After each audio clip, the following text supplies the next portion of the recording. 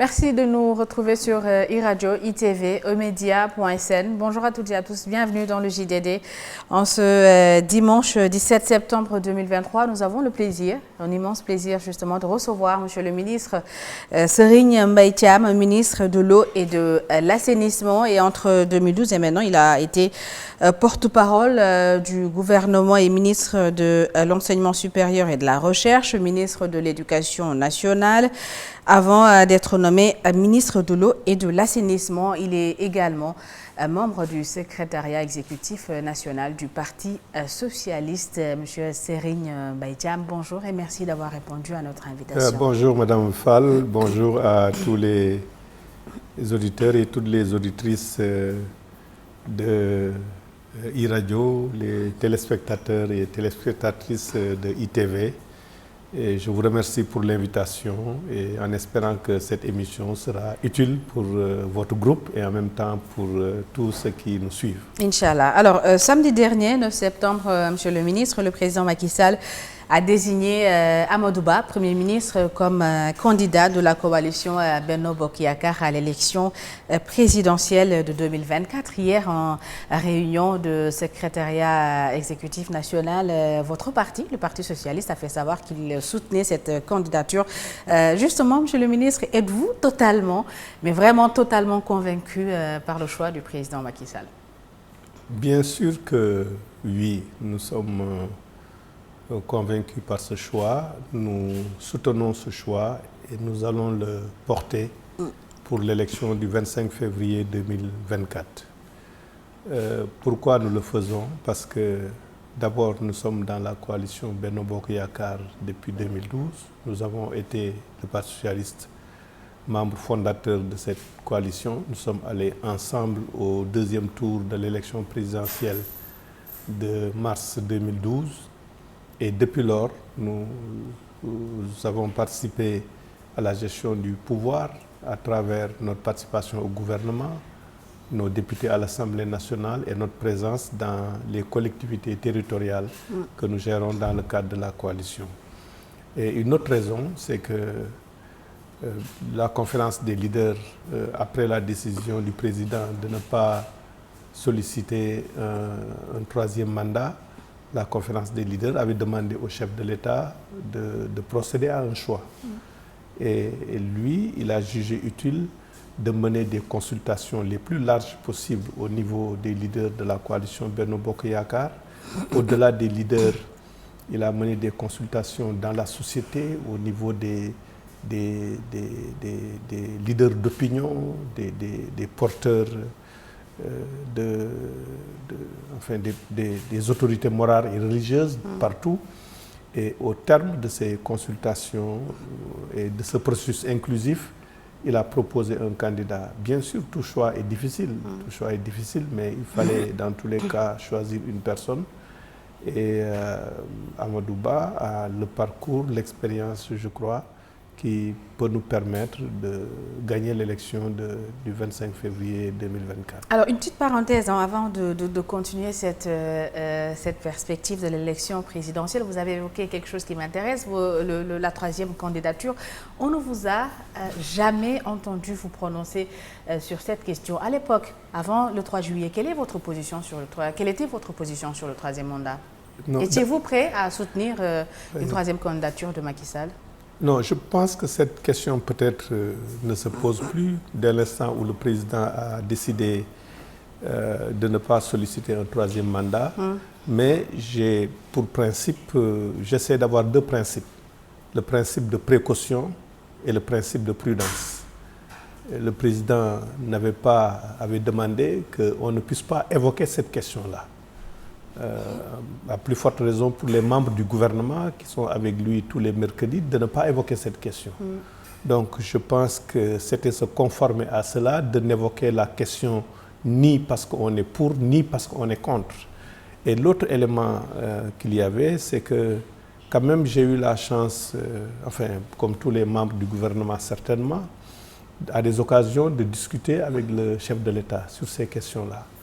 Et moi, je fais partie de ceux qui disent que ce n'est pas sous la pression que le président a décidé de ne pas briguer un troisième mandat.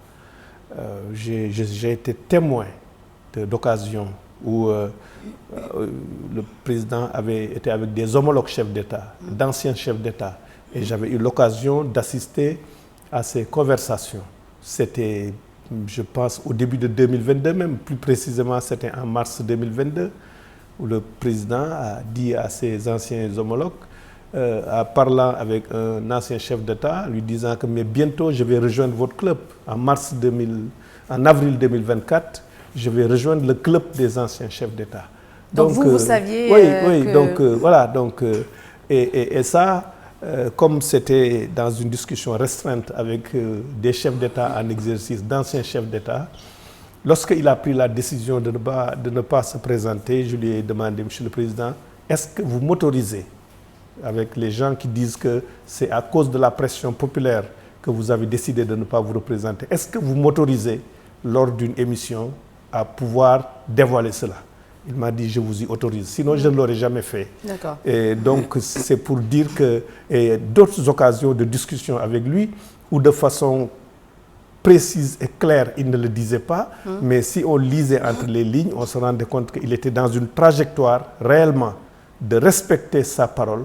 Et comme je l'ai dit, quand il a pris la décision le 3 juillet, le 4 juillet, j'ai fait un post pour indiquer que le code d'honneur qu'il avait amené à démissionner de l'ensemble de ses fonctions au niveau du PDS, Assemblée nationale, maire, et d'aller à la conquête du suffrage des Sénégalais en 2011, c'est ce même code d'honneur qu'il a amené à respecter sa parole, de gagner ensemble, gouverner ensemble avec les membres de sa coalition depuis 2012. C'est ce même code d'honneur qu'il a amené à respecter ce qu'il avait dit, qu'il n'allait pas briguer un troisième mandat. Et je pense aussi qu'il l'a fait de façon avisée, un chef d'État qui voulait faire son mandat dans la stabilité, parce que ce qui se passe actuellement avec la multiplicité des candidatures, y compris dans son camp, lui donne raison que s'il l'avait fait en 2009, ça aurait été difficile de conduire le pays sur les tâches de développement et de conduire lui-même les élections locales et les élections législatives passées. Je crois que la cacophonie qu'il y a un peu lui donne raison d'avoir attendu le plus tard possible pour le faire. Alors, bien. Alors, M. Serigne Mbaye Thiam, Macky Sall ne participe pas, c'est clair, mais comment pouvez-vous expliquer que cette fois-ci encore, en 2024, le Parti socialiste ne participera pas en tant qu'entité indépendante ou ne conduira pas une coalition pour diriger le Sénégal? Voilà, vous savez, les choix politiques, on se trompe si on en fait des choix d'émotion et des choix d'orgueil. La politique, c'est l'analyse du réel. L'ambition de tout parti politique qui n'a pas encore le pouvoir, c'est de conquérir le pouvoir. L'ambition de tout parti politique qui a perdu le pouvoir, c'est de le conquérir. Cette ambition que le Parti socialiste a de reconquérir le pouvoir, cette ambition est intacte. Mais le Parti socialiste doit faire l'analyse objective de sa situation politique interne d'abord, de la situation politique du pays, et prendre des décisions en fonction de ça. Et ça dit que le Parti socialiste n'est pas encore... sa situation interne ne permet pas à ce parti-là de mettre en œuvre cette ambition de conquérir le pouvoir? J'ai parlé de deux facteurs, des facteurs endogènes au parti et des facteurs exogènes. Je vais évoquer d'abord les facteurs exogènes au parti. J'ai parlé de la situation du pays. Nous sommes dans un pays, le Parti socialiste est un parti qui a fondé l'État, qui a construit l'État, la nation, la République, qui a travaillé à mettre en place la démocratie et qui l'a améliorée.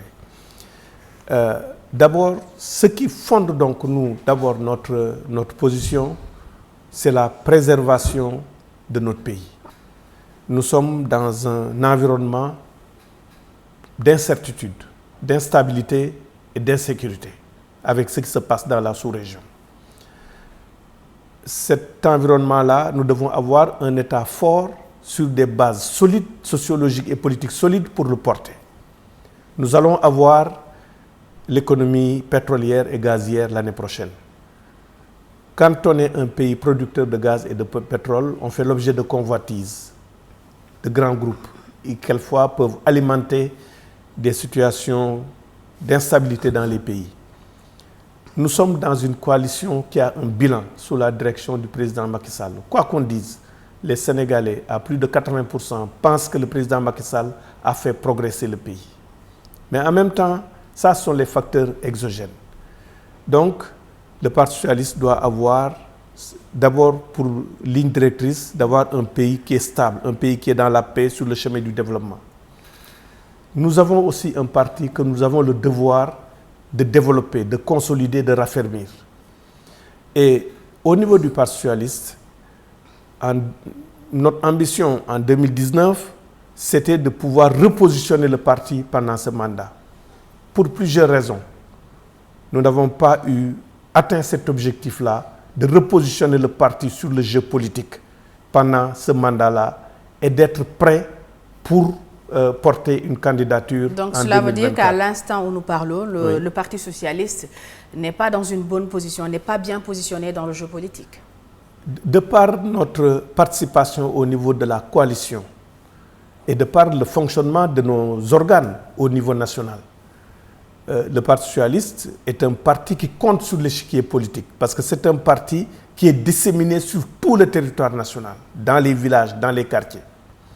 Mais je crois que la générosité, l'unité, la solidarité qu'on devait avoir à tous les niveaux, c'est une responsabilité collective, ce dont je parle, ne nous a pas permis, avec l'animation et la vie du parti, de pouvoir être en mesure de présenter un candidat. Et en même temps, nous avons pesé cette décision-là de présenter un candidat par rapport à rester dans la dynamique unitaire de Benno Bokk Yakaar pour continuer à mettre en œuvre le plan Sénégal émergent qui a produit des résultats. Parce que tous les pays qui ont atteint l'émergence, ce sont des pays qui ont été stables sur le plan de la gouvernance politique sur une longue période. Je peux citer l'exemple de la Malaisie, où le Premier ministre Mohamed Mahathir est resté pratiquement 25 ans. Ici au Sénégal, le système électoral et politique ne nous permet pas d'avoir un leader qui va rester 20 ans ou 25 ans. Mais on peut avoir au moins une coalition, un régime politique qui reste dans la stabilité. Mais dans une coalition, Monsieur le ministre, excusez-moi, il y a des gagnants. Oui. Et il y a des perdants. Oui. Et dans cette coalition Benno Bokk Yakaar, dont vous êtes membre fondateur, est-ce que le Parti socialiste et l'AFP n'ont pas été les perdants et l'APR le grand gagnant? Je le présenterai d'une autre façon. Bien sûr que, comme vous le dites, dans une coalition, il y a des forces politiques qui se développent, qui occupent plus de place, et des forces politiques qui perdent en termes de représentativité.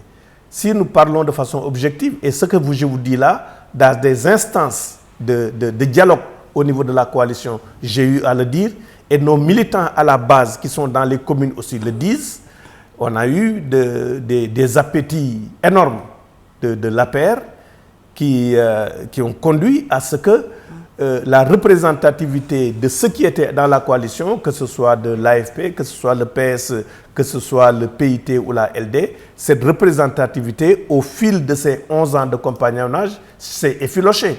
Justement, le problème qui se pose maintenant, c'est pourquoi quand nous avons parlé d'un Benno Bokk Yakaar reprofilé et repositionné, nous disons que dans la nouvelle dynamique dans laquelle nous devons nous engager, nous devons essayer d'avoir réellement une coalition qui essaye d'exploiter les potentialités qui existent au niveau de tous les membres. Comment y arriver si vous donnez carte blanche au président Macky Sall, le président de l'APR, pour choisir le candidat de cette coalition, si tous les candidats déclarés de cette coalition à la présidentielle sont membres de son parti, l'APR, si votre parti, le PS et les autres ont décidé de laisser leur avenir entre les mains du président du parti de l'APR, comment vous allez y arriver, Serigne Mbaye Thiam? Non, d'abord, le président, en lui laissant la possibilité de choisir le candidat, nous le faisons en tant que président de la coalition Benno Bokk Yakaar, chef de l'État, qui tient compte en premier de la trajectoire et de l'intérêt du Sénégal pour le dispositif de gouvernance qu'on mettra après 2024 au niveau de notre coalition. Ensuite, pour le repositionnement de notre parti sur le terrain politique, sur l'échiquier politique, il y a des questions qui relèvent de notre compagnonnage, il y a des questions qui relèvent de nous-mêmes. Parce qu'en politique, on ne vous fait pas de cadeaux. C'est à vous de faire le travail politique nécessaire partout au Sénégal pour compter. Et c'est à cette tâche-là que nous devons nous atteler. Et ça, nous le faisons avec les générations montantes du Parti socialiste, qui sont les jeunes garçons, les jeunes filles, et les cadres que nous avons, et qui vont incarner ce renouveau du Parti socialiste. Et si l'APR propose tous les potentiels candidats de la coalition Benno Bokk Yakaar, Serigne Mbaye Thiam, que valent réellement les responsables politiques du PS? Non, je pense que tout le monde a compris. Je pense que tous les observateurs du jeu politique ont compris que les autres partis qui n'ont pas proposé de candidats, ce n'est pas faute d'avoir des profils qui peuvent exercer la fonction de président de la République. Je pense que les autres partis qui n'ont pas proposé, y compris le PS, ne l'ont pas fait parce que dans une coalition, partout dans le monde, il est logique que le parti dominant, que le parti majoritaire de la coalition, que le candidat sorte de ce parti-là. C'est ça qui est logique. Mais le parti majoritaire au Sénégal a eu 2 fois le candidat de cette coalition. Il a gagné. Ce candidat a décidé de ne pas se présenter une nouvelle fois. On repart complètement à zéro. Est-ce que c'était n'était pas le bon moment justement pour vous, le PS? Pourquoi l'APR, qui est majoritaire, ne soutiendrait pas le Parti socialiste, un candidat du Parti socialiste? Pourquoi? Oui, dans l'idéal... Même si l'APR est majoritaire, pourquoi mais dans l'idéal, ce serait un acte de générosité. Et je pense que l'APR sait, le président sait, et les Sénégalais savent qu'au niveau du PS, il y a des profils qui peuvent valablement exercer la fonction de président de la République et de chef de l'État du Sénégal. Par le parcours que ces profils ont montré, notamment depuis 2012, que Macky Sall exerce le pouvoir. Mais maintenant, en même temps qu'il faut choisir quelqu'un, il faut préserver l'unité de la coalition. Je pense que les difficultés qu'on a eues d'abord au sein de l'APR pour choisir un candidat, ces difficultés auraient été encore plus grandes si le candidat avait été choisi en dehors de l'APR. Et je pense qu'en ce moment-là, on aurait eu des difficultés à avoir une coalition unie pour aller à l'élection présidentielle de 2024. Quel est l'intérêt, M. Serigne Mbaye Thiam, de garder une coalition dont le seul privilégié, un seul parti qui en profite réellement? Quel est l'intérêt pour vous, un parti comme le PS, avec toute son histoire, d'être dans une coalition où il est complètement noyé?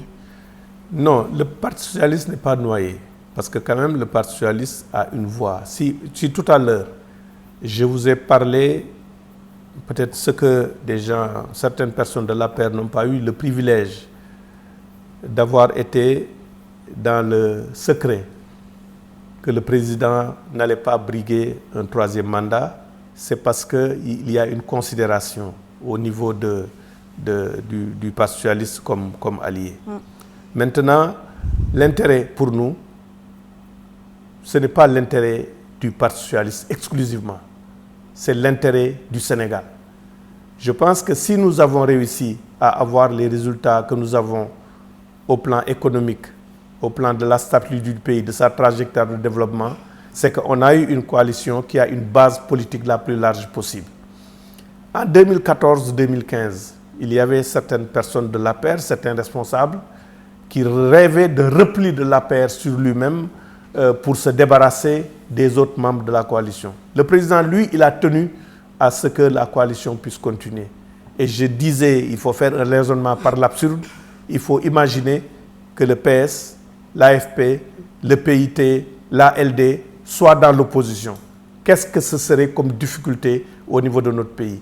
Donc, au-delà de l'intérêt de notre parti, ce que nous visons, c'est l'intérêt du Sénégal. C'est fondamentalement cette culture de l'État que nous avons qui nous a amené à nous dire nous devons continuer dans cette dynamique, parce que d'autant que si nous sortions de Benno Bokk Yakaar, c'est pour aller chercher une autre coalition.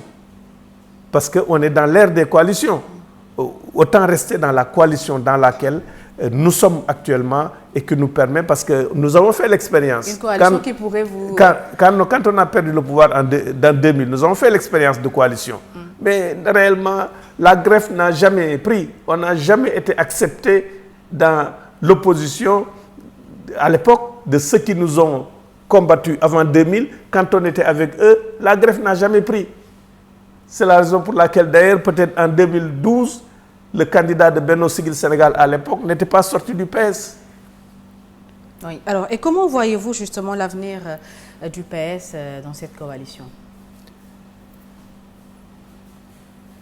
Il y a des facteurs qui vont relever de nos partenaires, notamment de l'APR et du prochain président de la République, comme je le souhaite, qui sera issu de la coalition Benno Bokk Yakaar.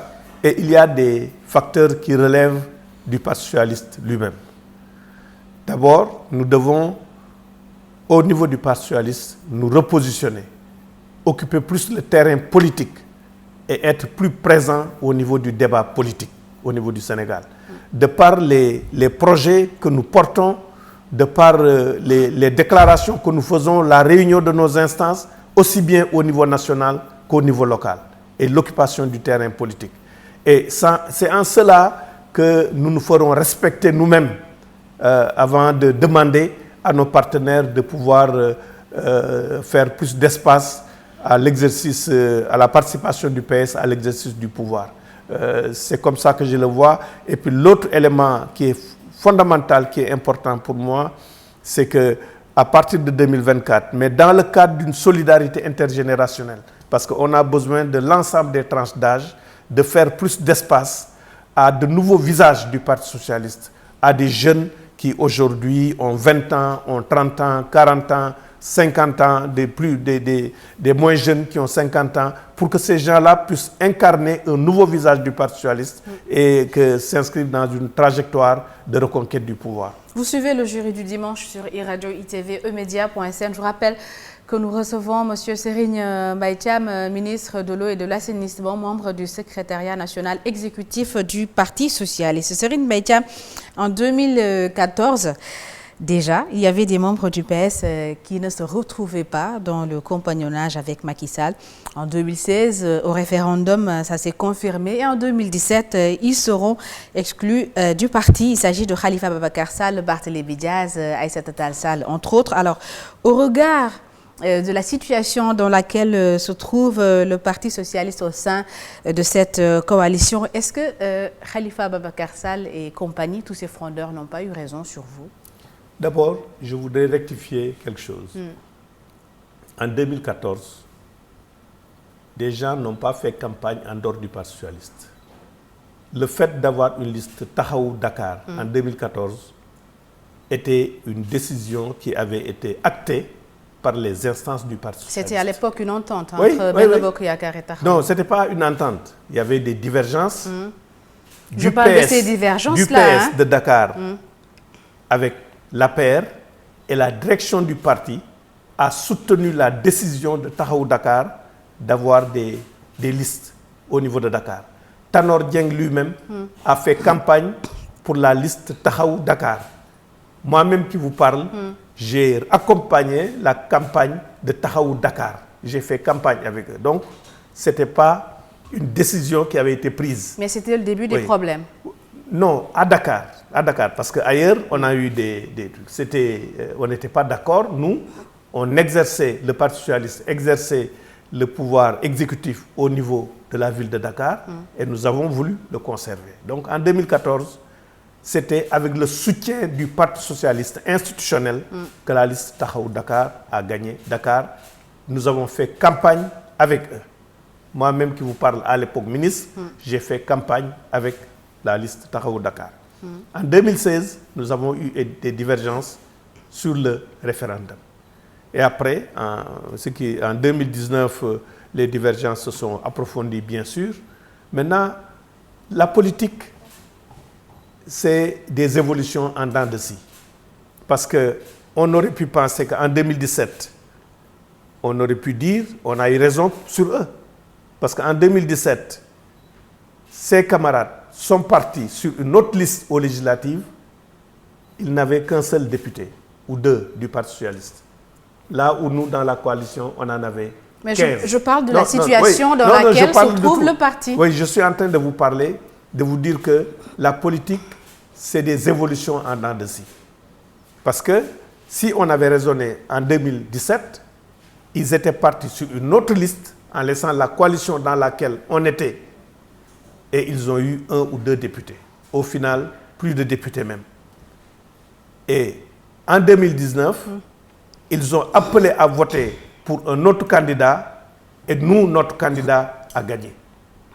C'est en dents de scie parce qu'en 2022, eux, ils sont partis dans une autre coalition et ils ont eu plus de députés que le Parti socialiste. Donc, ce sont des dynamiques.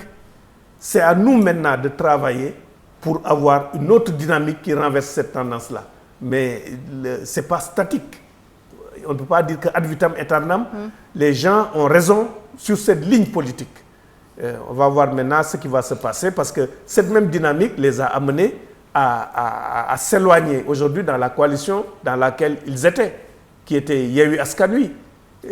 Voilà, ce sont des dynamiques politiques qu'il y a. Alors, il y a également un courant au Parti socialiste qui s'appelle IRAS, l'initiative Réflexion et Action socialiste, qui plaide des retrouvailles de la grande famille socialiste et de la gauche plurielle et qui exige en même temps le renouvellement de toutes les instances du parti. Est-il envisageable, Serigne Mbaye Thiam, que pour le Parti socialiste, de reconsidérer toutes ses positions et de décider de s'allier à Khalifa Ababacar Sall et compagnie? Non, j'ai toujours indiqué que la politique, les processus politiques, les positionnements politiques ne sont pas statiques. C'est des processus qui sont dynamiques, mais qui obéissent à des évolutions de la société, des évolutions des positionnements politiques. Je vais retourner un peu en arrière. L'histoire politique, notamment du Parti socialiste, est faite de cassures et de retrouvailles. D'abord, entre Senghor et Lamine Gueye, il y a eu même mort d'homme. Il y a eu des coups de feu qui ont été tirés. Pourtant, Senghor, quand il était président, Lamine Gueye, jusqu'à son rappel à Dieu, était président de l'Assemblée nationale. Ils se sont retrouvés. Entre Senghor et le PRA Sénégal, ils étaient retrouvés. Abdoulaye Wade et Abdou Diouf, Abdoulaye Wade était l'opposant de Abdou Diouf. À un moment donné, ils se sont retrouvés dans un même gouvernement. Et puis après, bon, il y a eu séparation. Abdoulaye Wade a pris le pouvoir. Macky Sall, nous, Parti socialiste, en 2007, il était directeur de campagne de Abdoulaye Wade. Il a conduit les listes législatives. Après, on s'est retrouvés. Donc, on ne peut pas dire jamais, nous n'allons retrouver nos anciens camarades qui sont partis depuis, je veux dire, l'AFP, depuis l'URD de Djiboka, depuis le RSD de Robert Sagna, le parti de Mamadou Diop, d'Ablaye Matar, d'Abdourahim Agne, de Souti Touré. On ne peut pas dire dans l'absolu que jamais on va les retrouver. Et la preuve, au-delà du Parti socialiste, la gauche a eu des assises et dans un processus pour essayer d'avoir l'unité des forces de gauche. Le Parti socialiste a été partie prenante à ce projet de la gauche pour l'unification des forces de gauche, qui n'était pas un projet électoraliste pour l'élection de 2024, mais qui va au-delà. Et dans ce processus-là, nous sommes avec nos anciens camarades du Parti socialiste, avec lesquels on a travaillé. Donc le PS n'exclut pas de retrouver Khalifa Ababacar Sall. Non, je parle de façon générale. Je dis au-delà de ce qui était au niveau du Parti socialiste, je ne particularise pas. Dans le Parti socialiste, nous avons des camarades depuis l'AFP, depuis bien avant, jusqu'à Tahaou Sénégal qui nous ont quittés. Et au niveau des forces de gauche, il y a d'autres forces. Donc nous sommes en train de travailler dans une dynamique d'unité au-delà du Parti socialiste, des forces de gauche. Mais maintenant, au niveau des gens qui avaient partagé le même parti aussi, ce sont les dynamiques politiques et les positionnements qui vont amener que naturellement, on va se retrouver. Mais ce n'est pas quelque chose qu'il faut décréter. Parce que si on le décrète, ça va être superficiel et ça ne va pas tenir. À quand le renouvellement de vos instances? Bon, actuellement, à 5 mois de l'élection, les tâches politiques sont autres. C'est sûr que il y a les réunions que nous avons tenues le jeudi et hier samedi.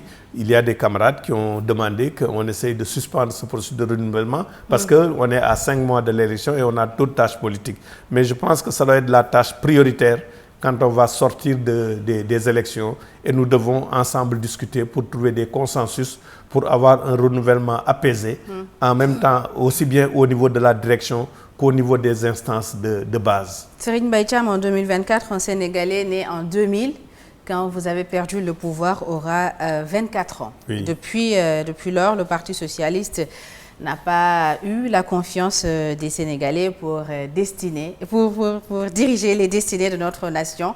Depuis 2012, le PS ne participe plus aux élections en tant qu'entité indépendante. Les élections locales de 2014, vous l'avez dit tout à l'heure, les législatives de 2017 et 2022, la présidentielle de 2019. À ce jeune Sénégalais majeur, comment justement vous pourrez aujourd'hui lui expliquer que le plus vieux parti du Sénégal ne peut pas encore assumer, ne peut pas encore s'assumer pour tenter une reconquête du pouvoir?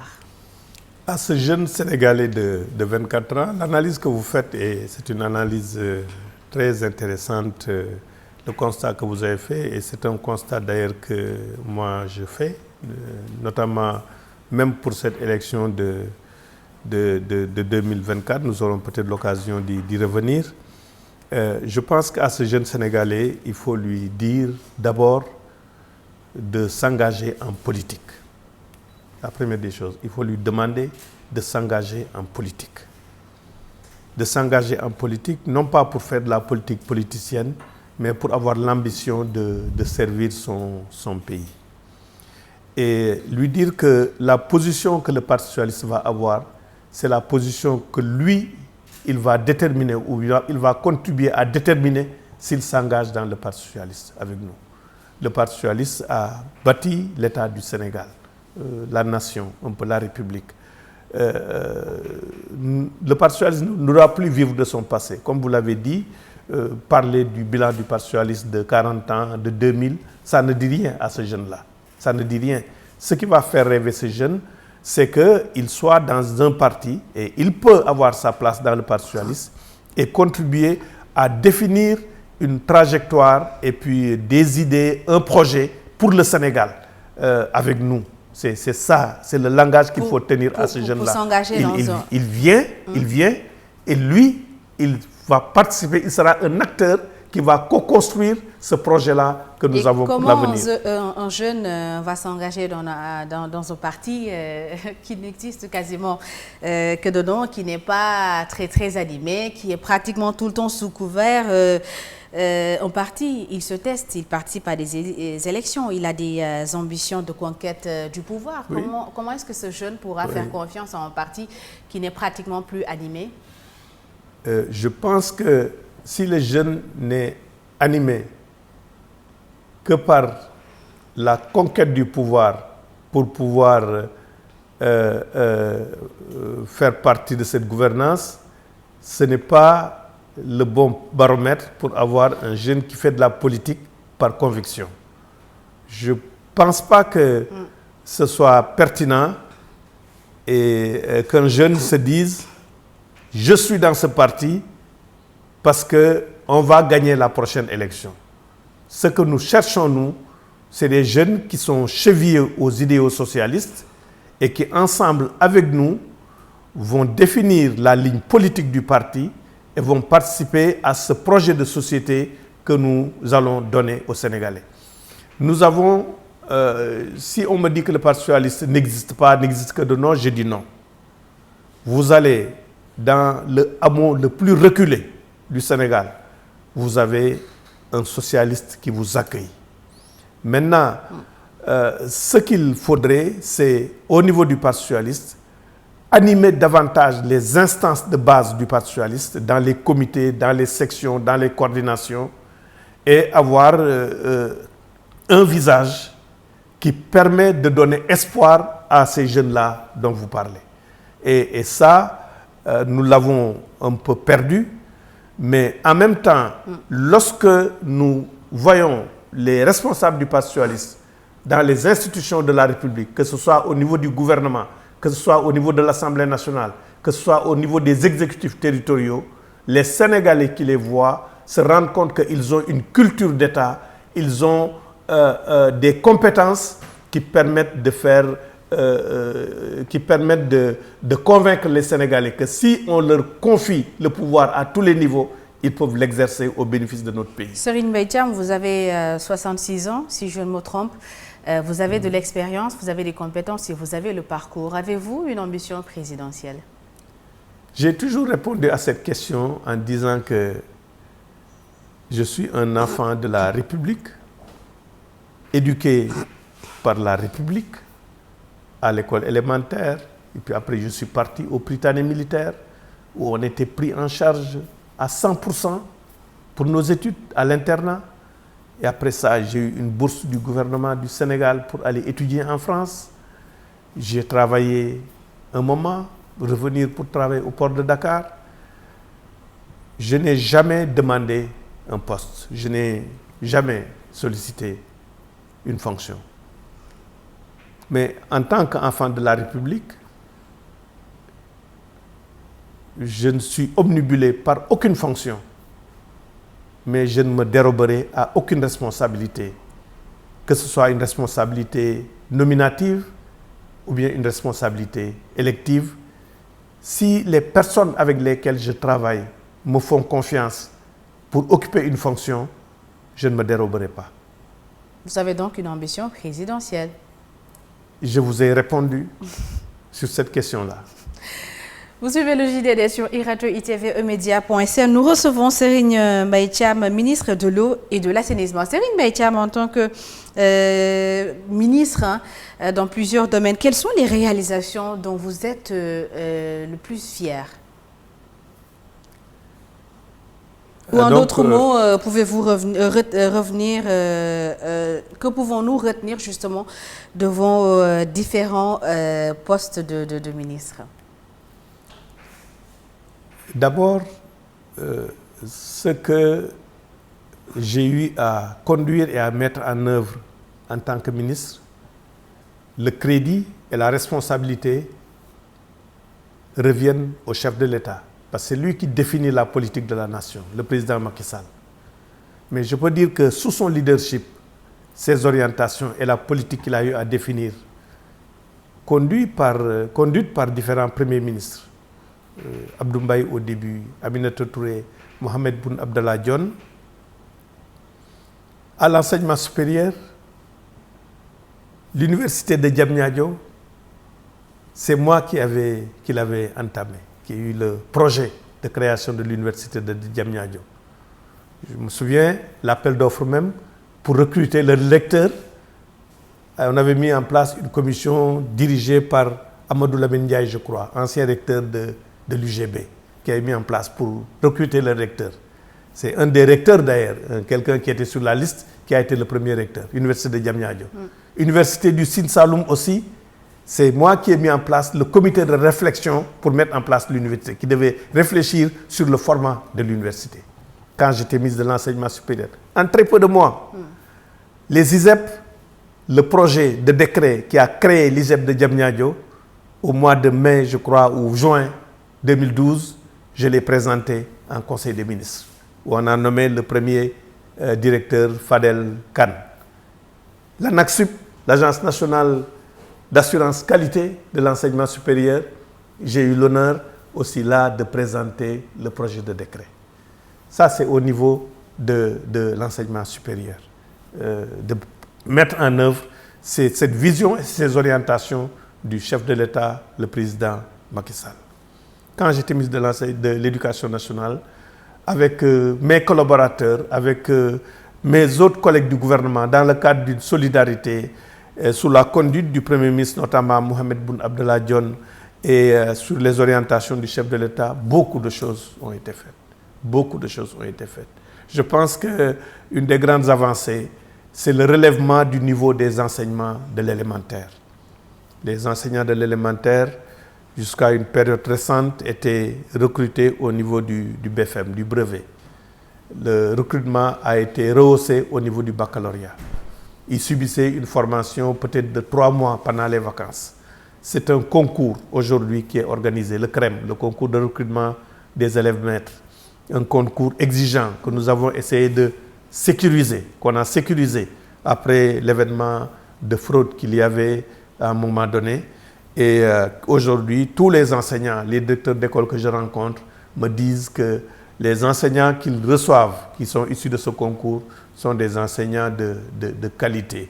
Je pense que c'est tout ça qui est... Voilà, maintenant, on continue. Bien sûr, tout ce qu'on fait à date, c'est une avancée. Et plus tard, ça va être obsolète. Il faut que d'autres viennent pour entamer d'autres réformes. Mais nous avons essayé, autant que faire se peut, dans les responsabilités qui nous ont été confiées, de donner le meilleur de nous-mêmes au service de notre pays. Et en préparant l'émission, M. Serigne Mbaye Thiam, nous avons parcouru le site du gouvernement et un projet a attiré notre attention. Il s'agit du projet de dépollution de la baie de Han, dont coût de 93 milliards de francs CFA.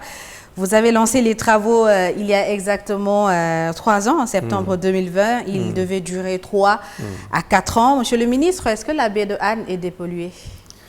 Je voudrais vous, avec votre indulgence, revenir un peu sur mon passage au gouvernement avant de répondre à votre question. Je le fais parce que parmi ceux qui se sont déclarés candidats à la candidature pour l'élection présidentielle, j'ai d'anciens collègues du gouvernement avec lesquels j'ai d'excellents rapports, tous.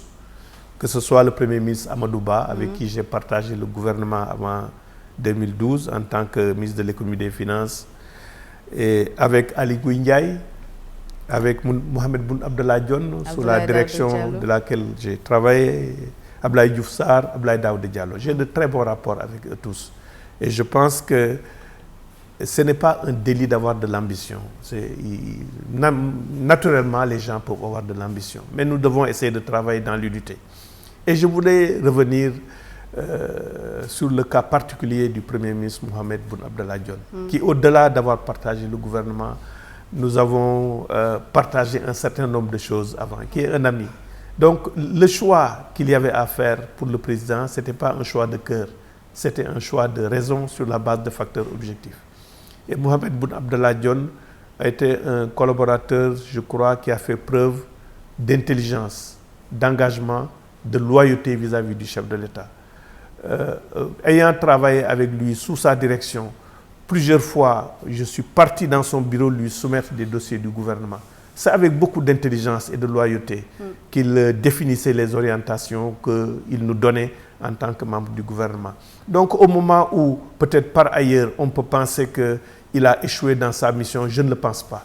Parce que le président n'est pas maso pour conserver quelqu'un pendant 4 ans ou 5 ans Premier ministre, en sachant que la personne est compétente. Donc je voudrais vraiment qu'on puisse avoir cette reconnaissance vis-à-vis de lui. Et je tenais à le faire, parce que je pense que les gens ont donné le meilleur d'eux-mêmes pour leur pays. Nous leur devons cette reconnaissance-là. Et le Premier ministre Boun Abdallah Dionne a donné le meilleur de lui-même au niveau du gouvernement, et il l'a fait avec beaucoup d'intelligence, de responsabilité, de loyauté et d'humilité. Non, je ne parle pas du fait qu'il ne soit pas choisi. Je parle d'autres jugements qui peuvent être faits. Et en plus, en 2017, il a conduit, les leaders de Benno Bokk Yakaar lui ont fait confiance, le président lui a fait confiance pour conduire la liste de Benno Bokk Yakaar aux législatives. Il l'a fait avec beaucoup d'engagement et il nous a donné une victoire éclatante en 2017. Comme c'était le cas avec Aminata Touré. Nous ne devons pas l'oublier. Comme c'était le cas avec Aminata Touré. La victoire était quand même plus nette et plus éclatante en 2017. Vraiment, je voudrais le dire pour lui et lui renouveler mes sentiments d'amitié. Alors, pour en revenir à la question, Monsieur le ministre, est-ce que la baie de Han est dépolluée? Pas encore, parce que c'est un marché important, c'est des travaux importants qui comprennent 3 composantes principales. Il y a une station de traitement qui est en cours de construction actuellement, qui doit être terminée en 2024. C'est des travaux qui prennent un certain nombre de mois. Il y a la construction d'un intercepteur Cette composante a connu un retard parce que l'entreprise qui avait été choisie a été défaillante et est tombée en faillite. Et nous avons choisi la deuxième entreprise, la mieux disante, qui suivait dans le classement. Que s'est-il passé dans l'octroi de ce marché? Non, le marché a été octroyé et puis l'entreprise après a eu des difficultés, était défaillante. Nous avons résilié le marché. C'était une entreprise allemande qui faisait les travaux parce que c'était un marché, c'est un appel d'offres international. L'entreprise a été défaillante, nous avons résilié et une autre entreprise va faire les travaux de l'intercepteur. Et nous avons une troisième composante parmi les composantes principales qui est l'émissaire qui va prendre les eaux pour les amener loin au niveau de la mer. Pour ce marché-là, nous avons lancé l'appel d'offres et l'appel d'offres a été infructueux. Ça veut dire qu'aucune des entreprises qui avaient soumissionné ne répondait aux critères. Parce que le budget qu'on avait établi, nous, les montants qui étaient proposés par les entreprises étaient de loin supérieurs au budget qui était disponible. Donc, pour cela, nous avons recherché un financement complémentaire et le marché sera attribué dans les jours à venir. Mais les autres composantes, comme la station de traitement, les travaux sont en cours et cela se passe correctement. Mais in fine, comme je l'ai dit, une des plus belles baies du monde, qui est la baie de Hann, sera dépolluée. Alors, il y a 2 jours, le chef de division et environnement de la commune de Hann-Bel-Air, il s'appelle Pape Dia, il a révélé à des confrères qu'en dépit des 70 milliards de financement, les travaux ont été suspendus vers Hann. Que pouvez-vous nous dire par rapport à cette situation? Comme j'ai dit, quand vous résiliez, quand une entreprise gagne un marché, commence à exécuter les travaux, est défaillante, quand vous résiliez, nous devons respecter le code des marchés. Nous devons d'abord faire le circuit de résiliation. La résiliation se fait par un arrêté du ministre que je signe, qui est approuvé par le ministre de l'économie et des finances et du budget. Il faut donc résilier. Et puis après, maintenant, il faut négocier avec le second mieux disant dans l'appel d'offres pour essayer de terminer les travaux. Donc pendant cette période-là, nécessairement, les travaux sont arrêtés. Et la baie de Hann sera dépolluée dans exactement combien de temps? Normalement, les travaux doivent se terminer au plus tard, je crois, en septembre 2024. Normalement, les travaux doivent se terminer en septembre 2024. Donc en septembre 2024, la baie de Hann sera complètement dépolluée? Non, ce ne sera pas complètement dépollué. Parce que quand vous mettez en place le système, pour que toute cette pollution qui arrive au niveau de la baie de Hann parte, quand même, il y a un temps. Parce que c'est au fur et à mesure qu'on ne va plus injecter des eaux usées, que la baie sera entretenue, au fur et à mesure que la qualité de l'eau va s'améliorer. Bien. Donc, le processus de dépollution va démarrer quand les ouvrages seront terminés. Maintenant, au fur et à mesure que l'eau qui était là, qui était polluée, va être remplacée, à terme, l'eau sera complètement dépolluée. Alors, la pollution de cette baie est largement le fait des industries implantées dans cette zone. Quelles sont les mesures prises pour endiguer cette situation? Justement, une des composantes du projet de dépollution de la baie de Hann, c'est l'assainissement industriel. Et il y a un volet qui concerne l'assainissement des eaux industrielles pour lesquelles, même pour que ces industriels puissent s'équiper pour avoir un pré-traitement des eaux usées, ce volet-là est prévu dans le projet. Et il y a une personne au niveau de l'Office national d'assainissement qui est en charge justement de ce dialogue avec les industriels et de pouvoir aider les industriels à avoir les installations à leur niveau pour pré-traiter l'eau avant de le mettre dans le réseau. Alors, Serigne Mbaye Thiam, il y a quelques jours, la communauté mouride a célébré le grand magal de Touba. Touba, qu'on connaît souvent avec des inondations. Et cette fois-ci encore, la ville sainte était sous les eaux. Et pourtant, 45 milliards de francs CFA ont été investis dans cette localité pour régler cette question. Comment comprendre aujourd'hui la situation de Touba, les inondations, malgré tout cet investissement? Bon, d'abord, ce qu'il faut dire, c'est que le magal se tient en plein hivernage. Quand le magal se tient en plein hivernage, on peut comprendre qu'il y aura de la pluie. Si le magal se tient en période de chaleur, il fera chaud. Les gens... Donc, c'est normal qu'il y ait de l'eau. Maintenant, les gens parlent de 45 milliards qui ont été injectés et puis il y a de l'eau. Touba est une commune très vaste qui comprend ce qu'on appelle les bassins versants. Il y a plusieurs bassins versants. Je crois qu'il y en a 5 ou 7. Les bassins versants, c'est les voies naturelles d'eau qui convergent vers quelque chose. Quand ici, il y a de l'eau qui va en mer ou bien qui va vers un fleuve, on parle de bassins versants. Mais pour le moment, à Touba, on n'a traité que 2 ou 3 bassins versants. Ça veut dire qu'il y a d'autres zones qui n'ont pas été traitées. Donc, le programme d'assainissement de Touba, quand on faisait le projet de 23 milliards là, l'entreprise qui fait le projet est venue dans mon bureau me dire, Monsieur le ministre, les 23 milliards ne peuvent pas régler le problème actuellement qu'on va régler. Et avait proposé un projet de plus de 150 milliards. Mais quand on gère un pays, on fait des arbitrages entre les besoins qu'on a dans la santé, les besoins qu'on a dans l'éducation, les besoins qu'on a dans l'électricité, dans la sécurité. Donc, ce n'est pas d'un coup qu'on va faire le projet pour assainir complètement Touba. Oui, il y a des zones de Touba qui ne sont pas encore assainies. Il y a des zones de Touba qui ne sont pas assainies. Sur ces zones-là, il y a de l'eau. Mais dans les zones qu'on a assainies, il n'y a pas eu d'eau. Le bassin de Kernian a fonctionné, il n'y a pas eu de débordement. Les investissements qu'on est en train de faire, c'est des investissements qui ont permis de soulager Nguélémou, qui ne sont pas encore terminés. Donc, l'argent, c'est dans ce qui a été investi. Autour de la mosquée, avant qu'on ne fasse un programme d'assainissement à Touba, il y avait de l'eau.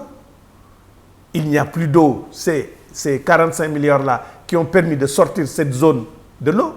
Il y avait de la nappe qui remontait dans certaines maisons. Nous avons fait 20 forages de rabattement pour aspirer l'eau qui remontait. Ces maisons n'ont pas d'eau. Les gens ont témoigné. Maintenant, le travail n'est pas fini à Touba. On va continuer à faire des projets d'assainissement. Donc, les zones où on a injecté ces 45 milliards, il n'y a pas eu d'eau, il n'y a pas eu d'inondation. Maintenant, il y a des zones où les investissements ne sont pas encore arrivés. Et pour ces zones, l'État intervient en mettant des motopompes, des électropompes pour évacuer l'eau, ou bien des camions pompeurs. C'est ce qu'on a fait à la devanture de la mairie. Et ce qu'il a accentué, et tout le monde l'a vu, c'est que aussi il y avait des actes d'ignorance incivique ou bien des actes de sabotage sur le réseau. Bien. Parce que quand vous mettez des flexibles, les gens brûlent les flexibles ou les coupent, mais nécessairement il y aura de l'eau dans ces quartiers. Alors Serigne Mbaye Thiam, vous êtes ministre de l'eau et de l'assainissement, vous avez la tutelle des lacs. Comment pouvez-vous expliquer aujourd'hui le désastre écologique du lac Rose, un lac jadis très touristique de classe mondiale et dont la couleur vraiment qui la rendait si spéciale a disparu du fait du déversement des eaux pluviales de la banlieue? Oui. Bon, de toute façon, les eaux pluviales sont faites pour aller vers des exutoires naturels. Et ces exutoires naturels, c'est la mer, ce sont les fleuves, les mares ou les lacs. Parce que s'il n'y avait pas une pente qui amenait l'eau vers les lacs, il n'y aurait pas de lac. On est d'accord sur ça. Et il y a ce qu'on appelle les bassins versants. Donc naturellement, le lac L'eau Rose se constitue par des eaux pluviales qui viennent. C'est le cycle naturel de l'eau. Maintenant, le lac Rose, avant, il faisait 15 km². Une superficie de 15 km². Ces dernières années, le lac Rose fait une superficie de 4 km². Pourquoi le lac est passé de 15 km² à 4 km²? C'est parce qu'on a vécu des périodes de sécheresse où l'apport d'eau n'était pas important pour pouvoir alimenter le lac. Le lac donc s'est rétréci. Quand le lac s'est rétréci, sur le lit du lac, ce qui était le lit du lac, il y a eu des installations d'artisans, d'hôtels quelquefois et d'autres activités. Nous sommes revenus dans un cycle d'hivernage pluvieux. L'État du Sénégal n'a pas pompé de l'eau pour l'amener vers le lac. Le lac est alimenté par le bassin versant de Kounoun avec les eaux de pluie qui arrivent et une partie par le bassin versant qui vient des plateaux de Diass qui passe par Taoufekh, Mbambilor et qui vient vers le lac. Donc naturellement, quand on revient dans un hivernage pluvieux comme l'année dernière, où les 30 dernières années, la moyenne de pluie qu'on avait à Dakar, c'était 400 mm de pluie. L'année dernière, nous avons eu 800 mm de pluie. Ça veut dire que si on prend la moyenne des pluies qu'on a de 90 à 2020, on avait 300 à 400 mm de pluie. L'année dernière, on a eu plus de 800 mm de pluie. Quand on a plus de 800 mm de pluie, on peut comprendre qu'il y ait plus d'écoulement d'eau. C'est ces écoulements qui sont venus vers le lac. Mais les phénomènes naturels feront que, à terme, le lac va se reconstituer. Parce que la dernière fois, une mission a été menée au niveau du lac Rose. Il y a des prélèvements qui ont été faits. Ces prélèvements montrent qu'en surface, on a de l'eau douce. Mais quand on va encore au fond, on a de l'eau avec un taux de salinité encore plus élevé. Donc, il va se reconstituer avec le temps. Oui, avec le temps, ça va se reconstituer et nous avons pris des mesures cette année pour diminuer la quantité d'eau qui arrive vers le lac en réalisant 7 bassins de rétention. Mais par exemple, la semaine dernière, on s'est rendu compte que ces 7 bassins étaient remplis. Quand les 7 bassins sont remplis, il y a la nature qui fait son effet. Il y a une partie de l'eau qui s'est écoulée naturellement sans qu'on ne pompe. Parce que si l'État du Sénégal pompait vers le lac, on peut dire que c'est l'action de l'État qui a amené cette situation-là. Mais c'est l'écoulement naturel des eaux avec une pente qui va vers le lac. Et donc, c'est pris très au sérieux parce que le chef de l'État a demandé qu'on examine la question. Il y a le centre de suivi écologique, le ministère de l'Environnement. Et pas plus tard que cette semaine, il y a eu une mission qui a été conduite par le ministre Issakha Diop en charge de la prévention et de la gestion des inondations, avec le gouverneur de Dakar et tous les services, et avec les acteurs autour du lac Rose, la collectivité territoriale, pour voir encore quelles sont les mesures qu'on va prendre pour atténuer l'apport d'eau vers le lac Rose. Mais là, ce sont des actions artificielles que nous sommes en train de mettre en œuvre pour éviter l'écoulement du lac vers le lac Rose. Par des barrages, par des digues et par des bassins que nous réalisons pour diminuer l'apport vers le lac Rose, et nous allons mettre en place d'autres mécanismes aussi. Monsieur le ministre, merci. Je rappelle que nous recevions Serigne Mbaye Thiam, ministre de l'eau et de l'assainissement. Le JDD se termine et on se donne rendez-vous la semaine prochaine.